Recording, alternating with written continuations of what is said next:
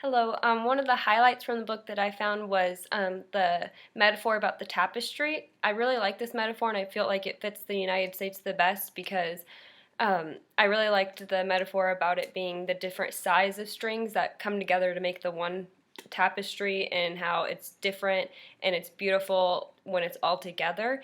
And I feel like it's really important to remember how different each one of us is, and how different the cultures are, and the different strings and the different strings that come together to make one little section that then make up a whole. Another highlight that I found was using the word dominant and majority. I never really thought about it before, but living in California, there's constant talk about another culture coming in and being the dominant culture in the next few years. And I never really thought about the significance of saying what culture was dominant and which one was least dominant, and how it could affect the culture to because make them less significant. Because just because one culture becomes more dominant doesn't mean that the other culture is any less or any worse. So I think it's important not to use those words. And my last highlight would be the part about the description, interpretation, and evaluation. For me, I feel like this is very significant in the fact that I feel like I often misunderstand other cultures because I don't interpret things the right way, or don't really look into why they're doing what they're doing, and I just put a negative light on it. And the thing that surprised me the most was the part about someone from the United States and what to call them.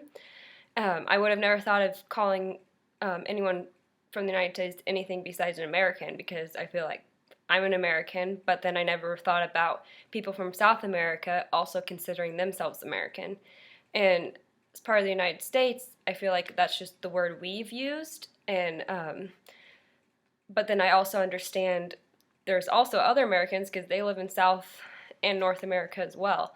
And I guess it's the difference between like people who are all Europeans, but then they consider themselves from like Irish or Scottish and things like that. So I think that's an important thing to remember.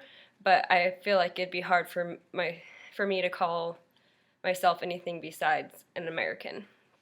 And so the thing that I'm going to pay attention to the most in my life and try and change is the description, interpretation, and evaluation, and how I interact with other cultures. Because I work at a front desk in a equipment business, and we sell equipment from all over, and people from all over come in.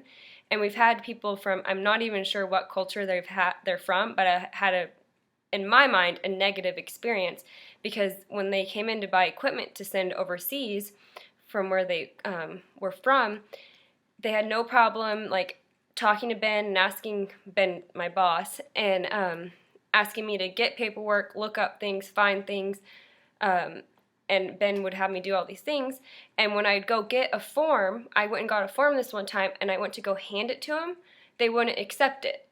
And I was really confused, and I took it very negatively, and I had to give the form to Ben, and then Ben gave it to them.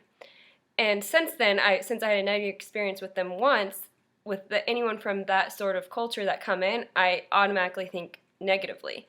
And I feel like I can interpret that type of situation better now, and I'm going to in the future, and not hold that against anyone else from that same culture, because it's not something that they purposely do to be mean. It's just what they know. And so I'm definitely going to consider my how I interpret and evaluate situations with other cultures. And thank you for listening.